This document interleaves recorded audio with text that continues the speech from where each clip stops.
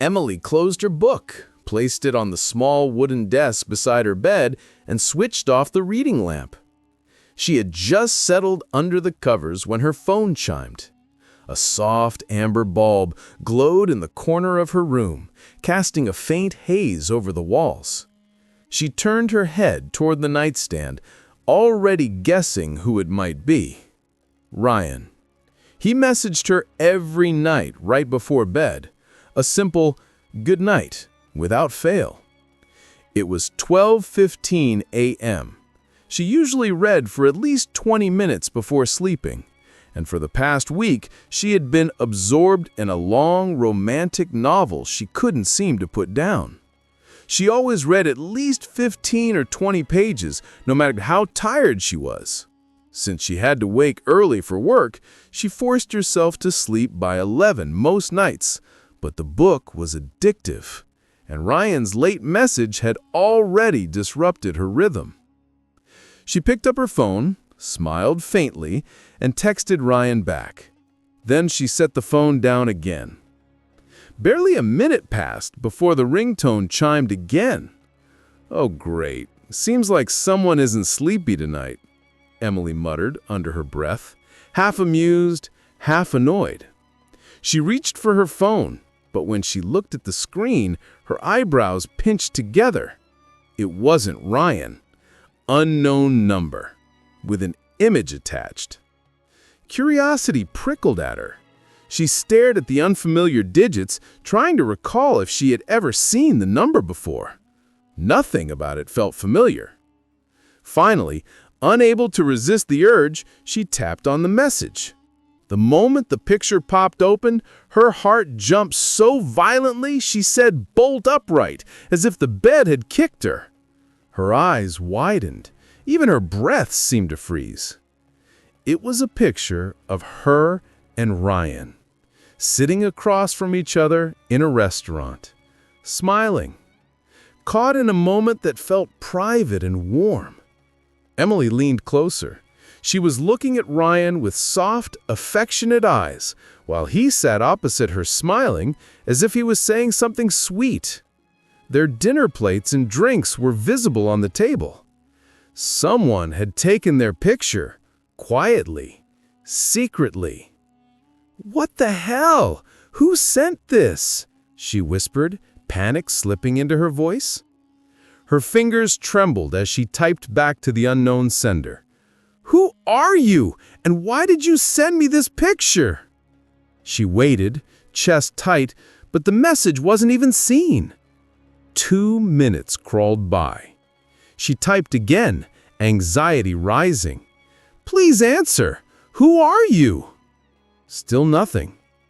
She was about to put the phone down when it suddenly vibrated again. A new message.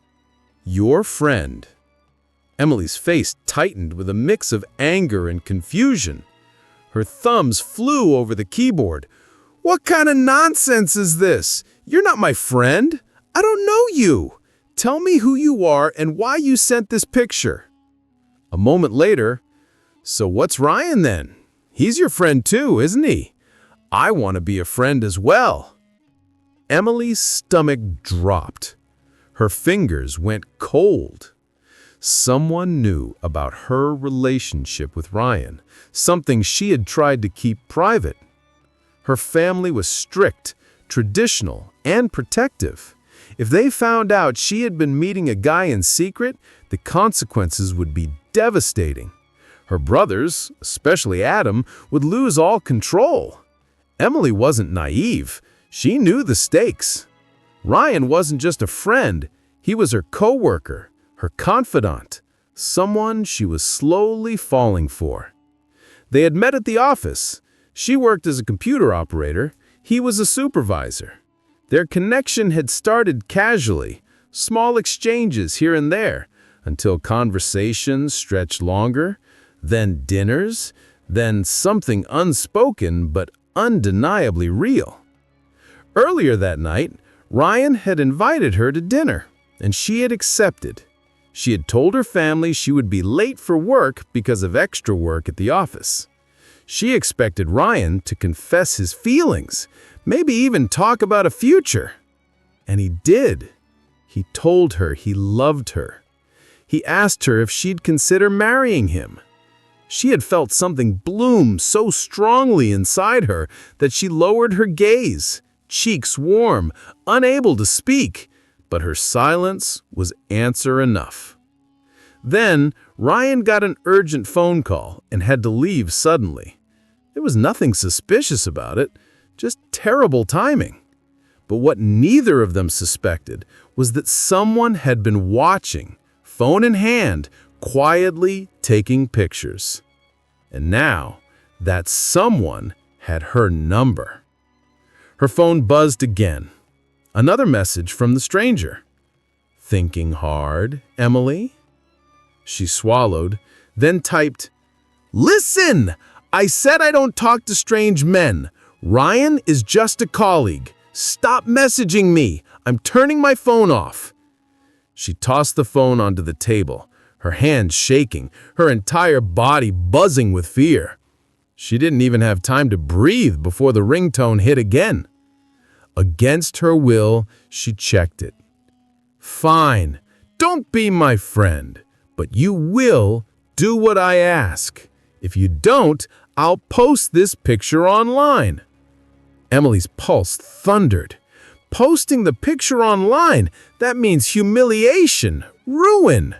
Her family's disappointment, her brother's rage, Ryan's reputation destroyed, her own safety at risk. Her chest tightened, her breaths grew shallow. She texted quickly, "What do you want?" No answer. The sender went offline. She lay back, staring at the ceiling, her heartbeat pounding loudly in the stillness. Sleep felt impossible. She tossed and shifted for nearly an hour until her exhaustion finally overpowered her fear and she drifted into uneasy sleep. Emily's alarm blared at 7:15 a.m. She forced her eyes open, head heavy, throat dry. Her lack of sleep burned at her eyelids. Everything felt slow and unreal. The image from the unknown number flashed fresh in her mind, and her heart thumped painfully. Her mother walked in just then.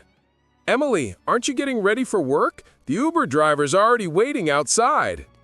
"I'm going, Mom," she replied quickly, trying to sound normal. Her mother narrowed her eyes, sensing something was off. "Are you okay? You look worried."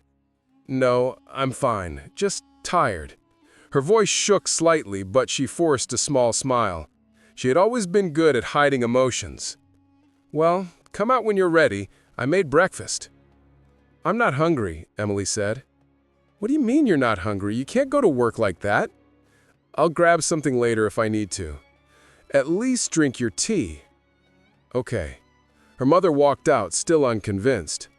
Emily stared at her phone again, as if expecting another message to appear. Her mind kept replaying the night's events. The stranger, the picture, his threat, his mysterious demand. What could he possibly want? After her mother walked out, Emily rose from her bed, trying to shake off the anxiety twisting in her chest. She opened her wardrobe, pulled out a neatly ironed blouse and slacks, and headed straight to the bathroom. By the time she was dressed and ready, she walked into the kitchen where her mother was already waiting with a cup of tea. "Here," her mom said, "I made your tea. Sit for a minute." Emily picked up the cup and began drinking too fast, her hands trembling slightly. "Slow down," her mom warned. "You'll burn your mouth." "Mom, I'm going to be late. It's almost 8, Emily replied, gulping down the warm liquid. "I keep telling you, you don't need to work," her mom said with a soft sigh. "You don't have to put yourself through all this stress, but you never listen." "Mom, I work because I want to," Emily said, forcing a smile. "I enjoy it." She placed the cup on the table, half full, and hurried toward the front door. Their regular ride, a neighborhood taxi driver, was already waiting outside. The moment she sat down, the older driver looked at her through the rearview mirror. "You're running late today, young lady." "Yeah, I overslept a little," Emily replied. Silence filled the car after that. Emily stared out the window the entire ride, her stomach churning with fear about the stranger's message. When she reached the office, it was 8:59 a.m. She tightened her grip on her handbag and walked straight toward Ryan's office. She raised her hand to knock, but the door opened from the inside. Ryan stood there, looking surprised and worried when he saw her. "Emily, are you all right? You look pale. You called last night, but I was already asleep. I missed your call." Ryan was handsome, calm, and carried a gentle maturity despite being around 30. His concern only made the stress weigh heavier on her. "Can we talk?" Emily asked quietly. "Of course," Ryan said immediately. "Let's go to the cafeteria. We can grab some tea." They walked together down the hallway and took a table in the corner. Ryan ordered 2 teas from the cafeteria attendant before turning toward her again. "What's going on?" he asked softly. "You look terrified."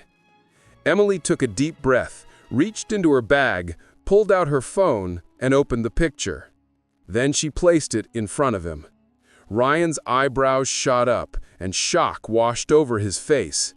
"Who took this?" he muttered, leaning closer. "I don't know," Emily whispered. "Someone sent it to me last night, from a random number. They know about us." Ryan's jaw tightened. "Why would anyone send this? What's their goal?"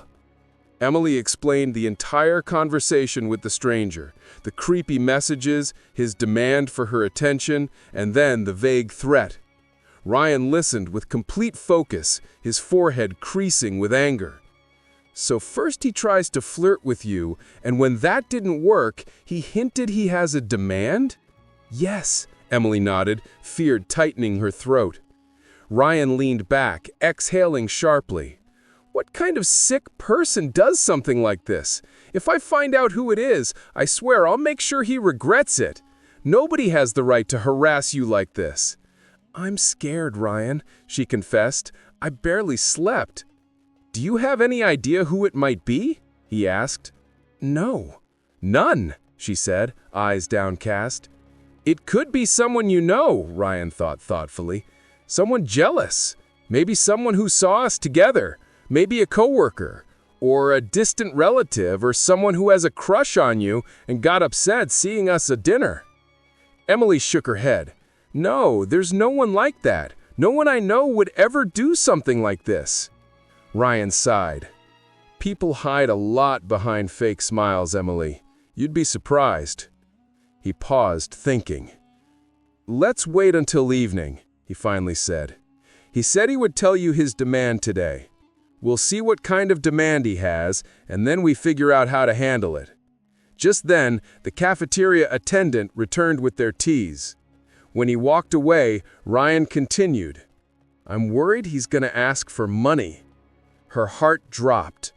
"I thought about that too, but Ryan, I don't have money like that. And if my family finds out, my brothers are strict, very strict. They'll lose their minds." Ryan placed his hand over hers for a moment, grounding her.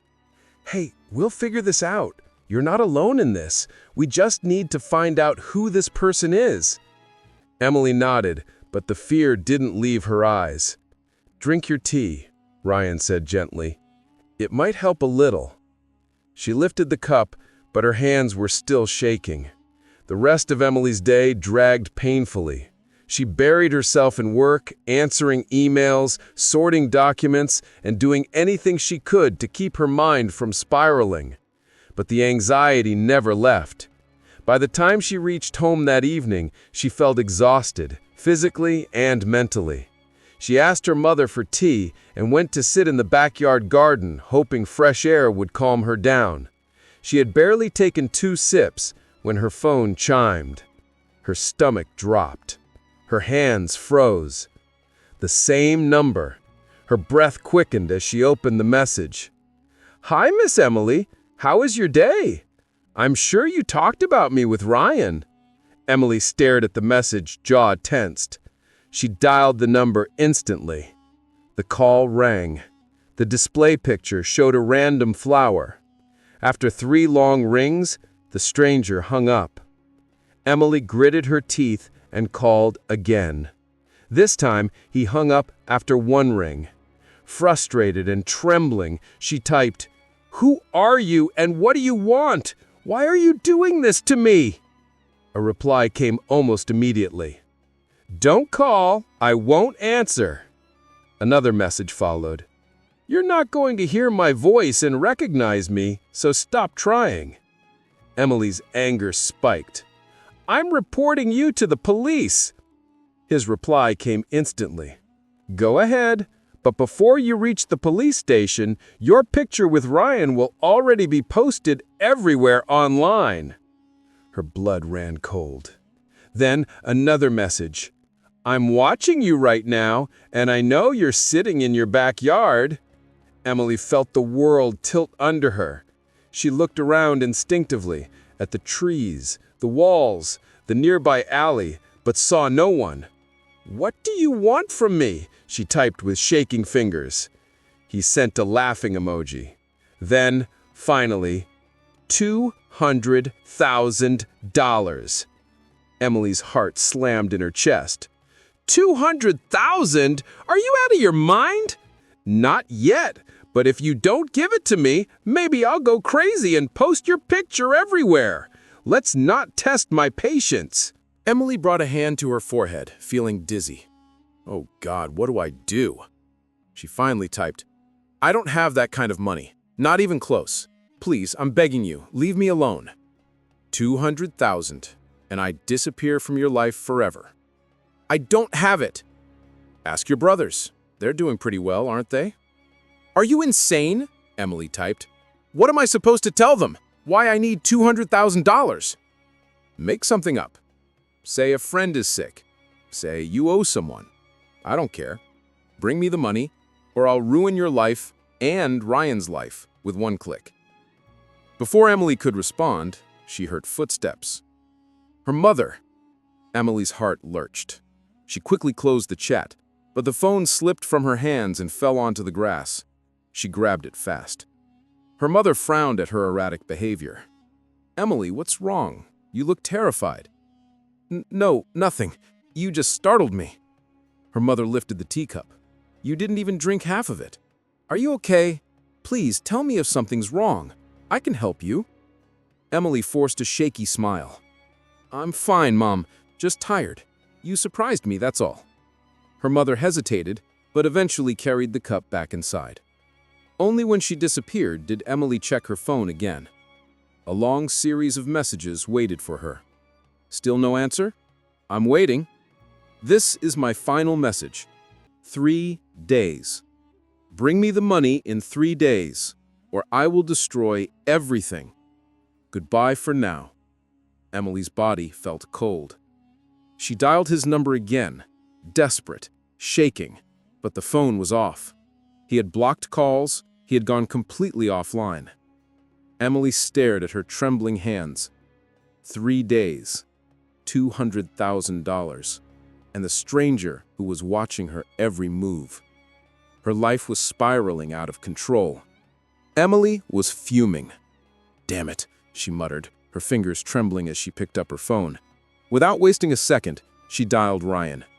After a brief exchange of greetings, Ryan asked immediately, concern evident in his voice, "Emily, did that creep message you again?" "Yes, I was just talking to him," Emily replied, trying to keep her voice steady. "Oh, what's he saying now?" Ryan leaned forward in his chair, eyes narrowing. "He's asking for $200,000, Emily said, her voice trembling with fear. $200,000? Ryan's shock matched hers.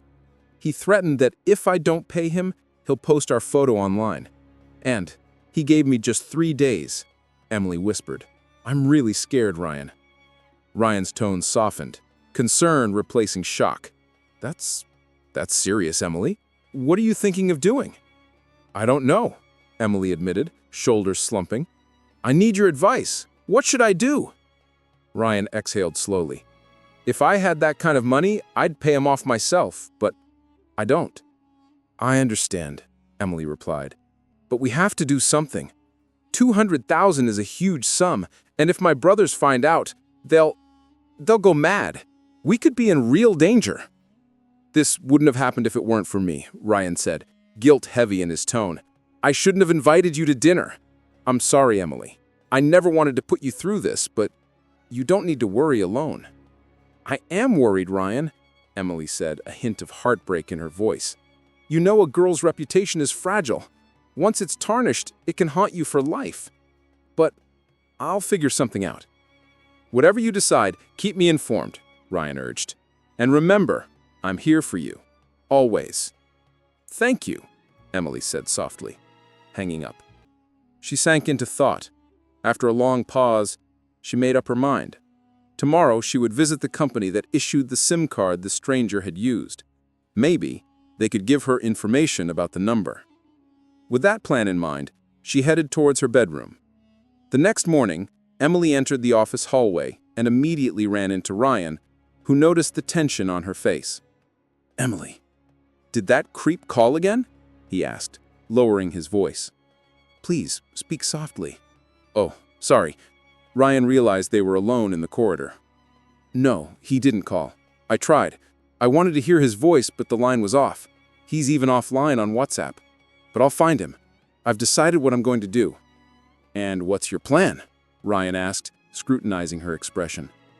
"I'll go to the company that issued the SIM card he's using. I'll file a complaint and hope they provide some information. Once I get it, I'll go to the police." Ryan considered her words carefully. "Emily, the company won't give you SIM information. It's against their rules. But give me the number. I have a contact there. I can try to get some info for us. No need to involve the police just yet. That could make things worse and attract unwanted attention." "If that works, it'll be a relief," Emily agreed. "At least we'll know something." "Exactly. Then we can plan our next move together," Ryan said, nodding. "Give me the number." Emily handed him her phone. She had saved the stranger's contact as Creep. Ryan immediately began dialing, leaving Emily with a flicker of hope that they might finally get some answers. A few minutes later, a message from Ryan appeared. "I've shared the number with my contact. Don't worry, we'll get information soon. Love you." Emily's heart fluttered. For a few seconds, she forgot the fear gnawing at her. Ryan's smiling face flashed in her mind, and she sent a quick reply. "You too." 2 days had passed since the stranger first set his deadline. Only 1 day remained before the 3-day limit expired. It was 10:30 p.m., and Emily returned to her room exhausted. Her younger sister, Nadia, was sitting on her bed, absorbed in a book. Emily, not wanting to disturb her, quietly placed her phone on the side table and lay down. Suddenly, her phone buzzed. Her heart jumped. She froze for a moment, then picked it up. The message was from the same stranger. "Hello, Miss Emily. 2 out of the 3 days of your deadline are gone. Tomorrow is your last day. And I know you're trying to trace me with Ryan's help. Stop him, or you will face serious consequences." Emily's pulse raced. Fear gripped her like a vice. She didn't reply. Instead, she forwarded the message to Ryan immediately. By coincidence, he was awake. He called her right after. The ringing cut through the quiet night. Nadia looked up from her book, startled. "Emily, whose phone is ringing?" she asked. "It's from my office," Emily said, stepping out onto the balcony to speak privately. "Hello, Emily." Ryan's impatient voice rang through the line. "Ryan, I'm so worried. That creep knows you're trying to trace him through your contact at the phone company." Emily's voice trembled. "Calm down, Emily," Ryan said soothingly. "Don't worry. He can't harm us. My friend has already gathered information about him." Emily felt a spark of hope. "Oh, really? That's good. Who is it?" "His name is Aslam Salman. He lived in Gilberg. I tried to find more, but no luck. The apartment he lived in was sold a long time ago. Does the name Aslam Salman ring a bell with your family?" Emily muttered under her breath, thinking. After a pause, she shook her head. "No, I've never heard of anyone by that name in my family." "Think carefully," Ryan urged. "Meanwhile, I'll keep trying. I'll trace his phone. That way, we can reach him through the authorities if needed. I'm hanging up now." "Thank you so much, Ryan." Emily said, relief mingled with exhaustion. "No problem," Ryan said, ending the call. Emily walked back to her bed with heavy steps. Meanwhile, Nadia had finished her book and noticed her sister lost in thought. Emily placed her phone on the side table, turned off the light, and lay down, trying to make sense of everything.